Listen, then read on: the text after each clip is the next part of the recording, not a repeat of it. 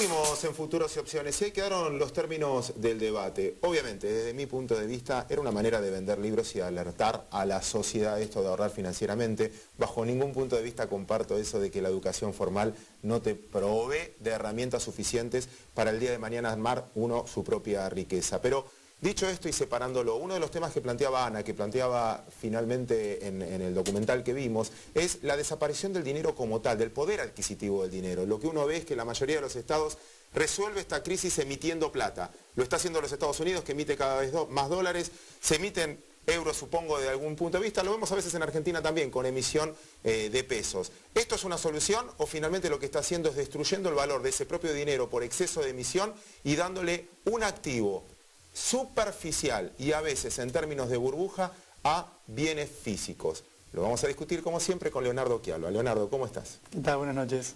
Bueno, ahí como disparador. Primero vamos a lo que hablábamos al principio con Rubén. Este recrudecimiento, esta corrida bancaria de deuda, etcétera, en el escenario que veíamos últimamente, que éramos un poquito más optimistas, ¿nos da una nueva oportunidad de compra o al revés? Es un GPS que dice recalculando y vemos otra alternativa. No, yo creo que hay que justamente ir pensando todas estas correcciones como oportunidades. Básicamente lo que se vio en las últimas semanas es un movimiento exagerado. Pasamos el índice del S&P, pasó de 1.250 a 1.350 en prácticamente una semana y media. Primero por lo de Grecia y después por los datos de la economía americana, que no pueden salir 10 datos de cada 10 que salen bien. Obviamente hubo uno que salió mal, que fue el empleo, que es un dato que mira la economía con un espejito retrovisor. Así que la batalla desde el punto de vista económico todavía no está ganada, falta. Y encima estamos en el periodo más difícil para los mercados, que es mayo-septiembre. Históricamente mayo-septiembre es un momento donde las estadísticas marcan de que no habría que estar invertido, por ejemplo, y puntualmente en el mes de septiembre. Con lo cual la volatilidad va a continuar. El punto es ¿por qué? O sea, ¿por qué ahora lo de España y lo de Italia en estos días cuando hasta ahora venía tranquilo? Yo coincido totalmente con ustedes de la falta de accionar político. El Banco Central Europeo no se puede borrar del mercado mientras los bonos griegos caen de 51 euros a 93 euros. Y recién hoy participar y llevar alguna calma. Me da la sensación de que tendría que haber intervenido mucho antes. Y después tiendo a pensar, al igual que el año pasado, que lo de España, Grecia, Italia es la consecuencia y no la causa. ¿Qué pasó el fin de semana? Mientras todos descansábamos, el sábado salió el dato de inflación de China, que de 5,5 subió a 6,4. Unos días antes... La reconocida. Claro, la reconocida. Unos días antes el Banco Central chino había subido las tasas de interés, nadie esperaba 6,4. Los más pesimistas esperaban 6,2. Y acá hay que recordar dos momentos en los últimos años. 2004, donde hubo una corrección muy importante de precios en los activos financieros, y 2008. En esos dos momentos de los últimos años fueron los periodos donde hubo un gran salto en la inflación de China. Con lo cual, para tomar una visión de mercado, hoy no solo hay que estar tratando de proyectar hacia dónde va la economía, las economías desarrolladas, la economía americana, sino si la inflación china hizo techo en junio o todavía le queda algún recorrido más. Rubén, yo te meto en el debate, pero estoy obligado a repreguntarte. Porque te pregunté sobre si teníamos que recalcular el escenario. Los dos compartíamos bastante un escenario bastante optimista. Me dijiste que sí, pero en vez de tranquilizarme me pusiste más nervioso poniéndome otro dato negativo, que es el de China. Entonces necesito repreguntarte, si Europa en este caso está atrapada, si me agregás un problema, que es la suba de tasas de interés en China, con lo que puede provocar en las materias primas, ¿dónde baso entonces un optimismo o la salida? Justamente, yo el optimismo mirando de nuevo, no la semana que viene ni el próximo mes. Acá son momentos donde tenés que buscar sobre todo la estrategia, mirando 9, 12 meses. Y en ese sentido yo creo que en algunos meses vamos a estar hablando casi del mejor de los mundos, que va a ser una reaceleración económica en las economías desarrolladas, que justamente el problema de ellos es el crecimiento, que es donde hoy hay dudas, y una desaceleración de la inflación en las economías emergentes. ¿Por qué? Por un solo cálculo estadístico. Las materias primas empezaron a subir muy fuerte a partir de mayo del año pasado. Con lo cual, cuando comparamos mayo de este año contra mayo del año pasado, prácticamente estábamos comparando precios máximos contra precios mínimos. Ya en junio empezamos a comparar contra valores un poquito más altos, porque ya en junio del año pasado las materias primas ya habían empezado a subir. En julio ya vamos a comparar con precios mucho más altos. En agosto-septiembre ya vamos a estar comparando similares precios e incluso en muchas materias primas vamos a estar viendo caídas de precios. Eso se va a traducir en una fuerte baja de los indicadores de inflación. Y cuando le quitemos el fantasma de la inflación a las economías emergentes, le vamos a quitar la tapa que las dejaron estancas durante 2 años. Hace 2 años que las acciones emergentes no se mueven para ningún lado, están en los mismos precios. Lo que sucedió en estos 2 años es que las valuaciones bajaron entre 30 y 40%. Entonces hoy tenemos un nivel de evaluación tan bajo como solamente 2 momentos, exceptuando Lehman, ¿no? Exceptuando la crisis del 2008, como solamente 2 momentos en los últimos 10 años, 2001 y 2005.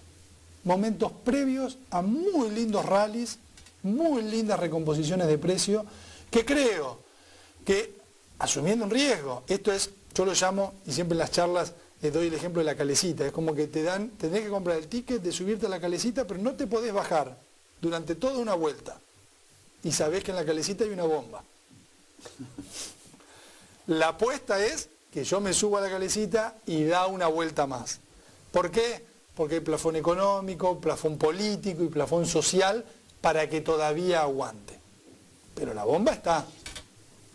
No me tranquilizó mucho, no sé vos si te meto también en este debate. No, yo sí hay un GPS, lo uso para ver dónde está la bomba. Lo que creo es, comparto el tema de Estados Unidos, me parece que vamos a ir de menor a mayor. Me preocupó mucho el tema del empleo. La única conclusión, o la primera conclusión que saqué con lo que vi la semana pasada, cuando entre encuestadoras privadas y los datos oficiales, vimos más de 100.000 puestos de trabajo de diferencia. Bueno, no compremos un buzón cuando salgan los datos privados, esperemos que salgan los oficiales. Porque la verdad que esto a mucha gente le costó muchísimo dinero. Pero ahí te discuto algo que vos decías la semana pasada, y creo que discutíamos con vos. Estábamos pesimistas con el dato del empleo. Claro, y vino el martes pasado, el problema era, no, seguramente viene mal el jueves. Como vino bien el jueves, todo subió, pero como teníamos la expectativa favorable, el viernes nos había que esperar un día más. Bueno, justamente eso es lo que digo. El mes próximo no compremos el primer dato que sale, esperemos el segundo, porque si uno mira la estadística, no fue la única vez que se... Acá fue muy burdo, muy grande la diferencia, pero por lo general hasta venían opuestos. O sea, hay que tener cuidado con eso. Me llamó la atención la reacción del mercado. Está bien que Wall Street estaba mirando no solamente eso, y esto creo que es otro dato, y seguramente esto vos, Leo, vas a comentar algo, es la temporada de balances, que allí los pronósticos eran más optimistas, porque las empresas les está yendo mejor que a la economía americana. Un poco porque tienen una inserción en el mundo y ahí hay una mejora en la productividad bastante importante. Creo que esto es lo que nos pone positivos, y el otro tema positivo, para hablar algo bueno, no de la bomba, es la recuperación de Japón, que seguramente todos apostamos a que mejore los datos de la economía americana por estos datos. Ahora bien, el tema del empleo, ¿qué fue? Un bache, porque fueron 2 meses seguidos que vinieron cifras muy bajas. Creo que lo que salva un poco el panorama es que antes había venido un indicador industrial bastante bueno. Esto creo, en mi opinión, que pone la lupa sobre los próximos indicadores de la macroamericana, ventas minoristas este día viernes y otros más. Ellos tienen una batería muy importante de anuncios o de datos de la economía. Creo que esto es lo que vamos a tener que mirar con más atención para ver si esto era un bache o no. Desde el punto de vista de los mercados, creo que estamos dentro de un mercado lateral y estos datos así tan contradictorios abonan esa teoría hasta que haya algo más contundente. Todos esperamos que sean esa recuperación de Japón volcada a los datos estadísticos americanos. En Europa, yo creo, ahí disiento, yo creo que necesitamos el GPS, porque creo que los políticos no saben dónde están parados. No quiero que pase el tiempo sin discutir de la Argentina, porque si no, hablamos mucho del contexto internacional y nos cuesta un montón centrarnos en la Argentina. Entonces, divido 2 aspectos. En ese contexto internacional, por lo que nos dijo recién Leonardo Quialba, más lo que sumás vos, vemos un mercado lateral un poquito más grave en Europa, sí, pero con los precios bastante baratos. Estados Unidos corrigiendo económicamente, no económicamente, pero plano, y eso teóricamente nos beneficia, parte de lo que nos decías siempre vos. Ahora bien, ¿por qué los emergentes? ¿Por qué la Argentina no logra capturar esa mejora de precio? ¿Por qué también venimos lateral? Si las materias primas se sostienen, si las tasas siguen bajas, si da la sensación de que ese contexto se repite. Metiéndonos en la Argentina y los valores de la Argentina, ¿qué nos falta a nosotros para que se despierte el mercado local, en volumen y en precio? Sí, seguimos. Hoy vemos una gran correlación por sectores con el resto de las economías emergentes. Los bancos argentinos se mueven con los bancos brasileños. Las acereras argentinas con las acereras del mundo. Con lo cual, el disparador, hasta que no haya un disparador claro local, sobre todo del lado político, estamos en un momento electoral, con lo cual por ese lado mucho todavía no va a quedar muy claro, vamos a seguir moviéndonos con el resto del mundo.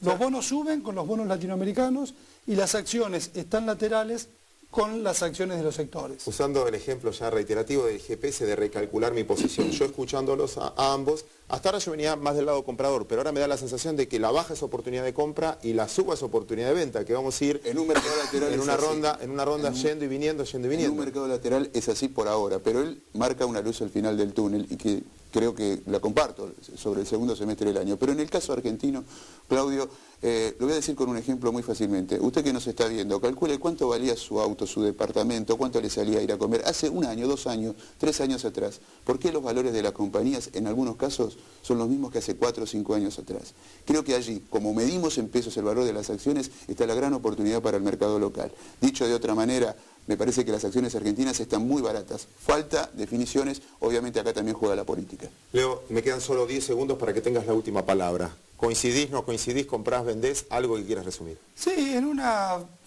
sin tendencia, yo creo que estacionalmente hasta septiembre y después claramente creo que define el alza. Muy bien. Leonardo Chialva, muchísimas gracias por tu presencia hoy. Rubén Pascuali, muchísimas gracias. Nosotros nos reencontramos entonces el próximo martes en una nueva edición de Futuros Opciones.